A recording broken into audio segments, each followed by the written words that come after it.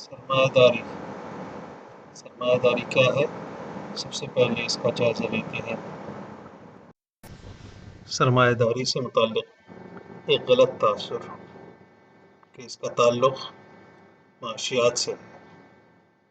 آزاد معیشت کو سرمایہ داری اور پلان معیشت کو اشتراکیت کہتے ہیں۔ یہ تاثر اس لیے غلط ہے کہ سرمایہ داری ایک مکمل نظام ہے جس میں معاش ایک اس کا جز ہے۔ یہ ضرور ہے کہ سرمایہ داری کے اندر معاش کو معاد پر یعنی آخرت پر فوقیت حاصل ہوتی ہے، مگر معاشیات سرمایہ داری کا ایک حصہ ہے، کل نہیں ہے۔ سرمایہ داری ایک مکمل نظام حیات ہے جس میں فرد، معاشرت اور ریاست سب شامل ہوتی ہے، اور یہ مغرب کا ایک مذہب ہے۔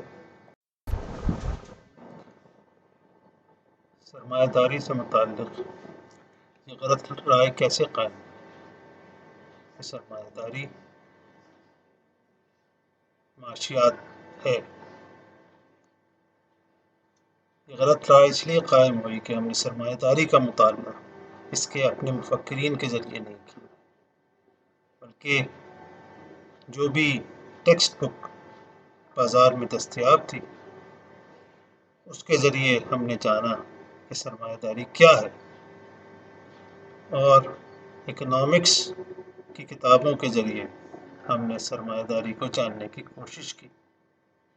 ہم نے کبھی بھی یہ کوشش نہیں کی کہ اس کے مفکرین جنہوں نے سرمایہ داری کو جواز فراہم کیا ہے ان کا مطالعہ کریں۔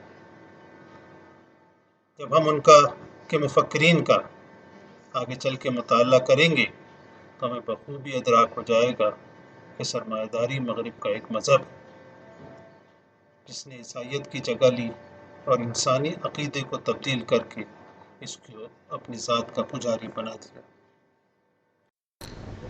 سرمایہ داری کا عقیدہ، جیسے کہ ہم پہلے کہہ چکے ہیں، سرمایہ داری عیسائیت، اسلام اور یہودیت کی طرح ایک مذہب ہے، اس لیے اس کا اپنا عقیدہ بھی ہے۔ اس کا عقیدہ انسان پرستی ہے اور اس کا کلمہ لا الہ الا انسان ہے، یعنی یہ انسان کی پرستش کرتی ہے، ایسا انسان جو اپنی ربوبیت کا قائل ہو، اور اس کو ہم ہیومن بینگ کہتے ہیں۔ ہیومن بینگ کی اصطلاح سرمایہ داری سے پہلے انگریزی میں اور عیسائیت کے اندر استعمال نہیں ہوئی ہے۔ عیسائیت میں انسان کے لیے مین کائنڈ کا لفظ استعمال ہوا۔ ہیومن بینگ کی اصطلاح سرمایہ داری سے متعلق ہے اور اس سے اس کو الگ نہیں کیا جا سکتا۔ ہیومن بینگ کا ترجمہ بھی نہیں کیا جا سکتا۔ اس کی تعریف یہ ہے کہ ایسا انسان جو اپنی ربوبیت کا قائل ہو اور جو ہے اپنے آپ کو انا ربکم الاعلی کہے، وہ انسان ہیومن بینگ ہے۔ اور سرمایہ داری میں تمام انسان کیونکہ اپنے آپ کو آزاد تصور کرتے ہیں، خود مختار تصور کرتے ہیں، اس لیے تمام لوگ حق اور باطل کا فیصلہ اپنی ہی عقل یا اپنی خواہش کی بنیاد پہ کرتے ہیں۔ اس لیے تمام انسان اپنے آپ کو رب مانتے ہیں، اس کا اظہار وہ جگہ جگہ کرتے ہیں۔ تو یہ ایسے انسان کو جو اپنے آپ کو رب مانے اس کو ہیومن بینگ کہتے ہیں۔ سرمایہ داری کا دعویٰ، سرمایہ داری کیونکہ ایک مکمل نظام اور مغرب کا مذہب ہے، اس لیے اس کا دعویٰ ہے کہ انسان ایک خود تخلیقی سیلف کریٹر، مطلق العنان اور قائم بالذات وجود ہے، یعنی اس کو کسی نے تخلیق نہیں کیا ہے، اس کا کوئی رب نہیں ہے، وہ خود اپنا رب ہے اور اس نے اپنے آپ کو خود تخلیق کیا۔ اس لیے اس کا دعویٰ یہ ہے کہ انسان خود تخلیقی سیلف کریٹر مطلق العنان اور قائم بالذات وجود ہے۔ معاشرت اور ریاست کی تنظیم کا مقصد اعلیٰ انسان کی ربوبیت مطلق العنانیت کو فروغ دینے کے علاوہ کچھ نہیں۔ سرمایہ داری وارانہ معاشرہ اور ریاست مسلسل یہ کام کرتی ہے کہ وہ رب اور خالق حقیقی سے لوگوں کو ہٹا کر ان کو اپنا پجاری بنا دیتی ہے۔ یہی اس معاشرے اور سرمایہ دارانہ ریاست کا اصل مقصد ہوتا ہے کہ لوگوں کو یہ باور کرائے اس کے تعلیمی نظام سے، اس کا معاشی نظام اور تمام چیزیں اس وجہ سے ہیں کہ انسان خود ہے اور خود زندگی اپنے لیے گزارتا ہے، وہ کسی اور کے لیے، کسی اور کی عبادت کے لیے زندگی نہیں گزارتا، بلکہ جو اس کی خواہشات ہیں اس کو پورا کرنے کے لیے تمام زندگی گزارتا ہے۔ سرمایہ داری ایک مکمل نظام ہے۔ یہ بات یاد رکھیں کہ ہم لفظ استعمال کر رہے ہیں کہ سرمایہ داری کوئی معاشی مضمون نہیں ہے یا معاشیات کا کوئی الگ سے ایک مضمون نہیں ہے، بلکہ سرمایہ داری ایک مکمل نظام ہے، اس لیے کہ وہ فرد، معاشرت اور ریاست کی سطح پہ غلبہ حاصل کرنے کی جدوجہد کرتا ہے۔ سرمایہ داری تینوں سطحوں پر انسان کی رہنمائی کرتا ہے، فرد کی اصلاح بھی کرتا ہے کہ وہ کیسے رب بن جائے، معاشرے کو بھی اسی طریقے سے تعمیر کرتا ہے کہ معاشرہ کے اندر ہر فرد اپنی ربوبیت کا قائل ہو جائے، اور ریاست کا بھی فریضہ یہ ہوتا ہے کہ وہ ایسے ادارتی سب بندی کرے جس کے اندر ہر فرد اپنی ربوبیت کا اظہار زیادہ سے زیادہ کر سکے اور کسی کو بھی انسان کے اس عمل میں مداخلت کرنے سے طاقت کے ذریعے روکے، اور ایسی قانون سازی کرے کہ تمام لوگ آزادی کے ساتھ اپنے آپ کی ربوبیت کا اظہار کر سکیں۔ سرمایہ داری کے اہداف، وہ کن اہداف کو یا اس کے عقیدہ کیا ہے اور وہ کیا چاہتا ہے انسان کو بنانا، اس کے 3 اہداف ہیں: آزادی، مساوات اور ترقی۔ آزادی کیا ہے؟ آزادی کا مفہوم یہ ہے کہ انسان کسی خارجی عنصر کے بغیر، کسی دباؤ کے بغیر اپنے تعقل، ریزن سے اس بات کا فیصلہ کر سکتا ہے کہ اس کو کیا چاہنا چاہیے۔ اب اس میں 2 لفظ، کسی خارجی عنصر کون سے ہوتے ہیں؟ خارجی عنصر اللہ کے بتائے ہوئے احکامات جو صحیفے کے ذریعے ہمیں یعنی کہ ہماری عقل سے یعنی ریزن یا تعقل کے بغیر یا اس سے ماورا ہو کے ہمیں حاصل ہوتے ہیں، جیسے کہ اللہ کا وجود، انسان کب پیدا ہوا اور آخرت، جنت، دوزخ، یہ ہمیں اپنی عقل سے حاصل نہیں ہو سکتے، بلکہ اس کے اندر ہم ایمان لاتے ہیں۔ تو انسان آزاد وہ انسان ہے جو ان خارجی عنصر کا یعنی کہ اللہ کے احکامات کا یعنی صحیفے کا انکار کرے۔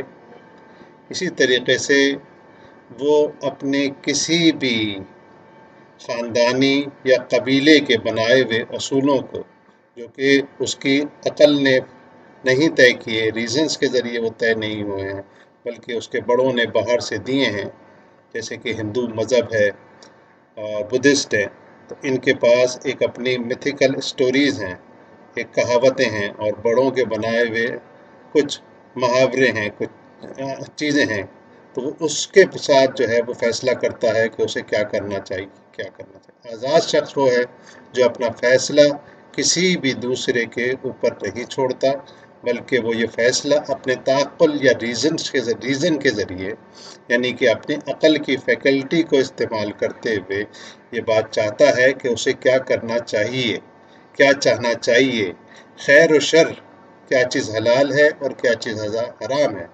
انسان یہ بھی فیصلہ اپنے ہی تعقل یعنی ریزن کے ذریعے کرتا ہے، اسی لیے وہ رب ہے، اسی لیے انسان رب ہے کہ وہ خیر و شر کے فیصلے بھی اپنی ہی عقل یا تعقل کے ذریعے کرتا ہے۔ بقول ہیوم، جو کہ مغربی فلسفے کا ایک بہت بڑا مفکر ہے اور اس نے کہا ہے کہ تعقل تو نفس کا غلام ہے، یعنی reason is the slave of passion, یعنی آزادی کا مطلب کیا ہو گیا؟